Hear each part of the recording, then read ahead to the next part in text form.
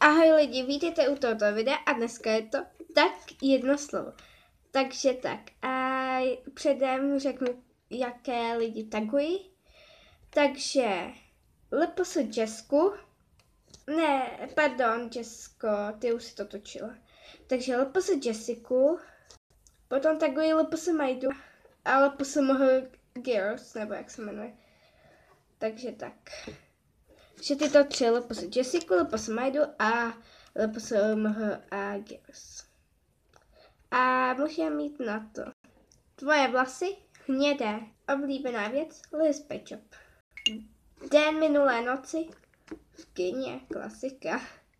Byli jsme na bohové Egypta s českýma titulkama a film byl anglické, byl to tak krásný.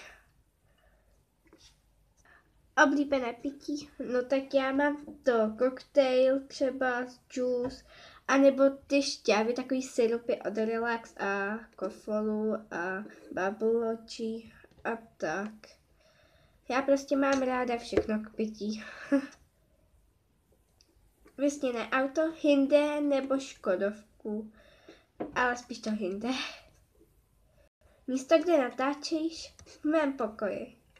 Tvůj strach, oheň, studna, duchové. Co bys chtěla být za 10 let? Právničkou.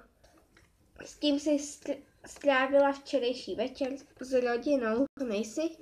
Liz Pečop. Nebo Pečopák. Poslední, co jsi dělala?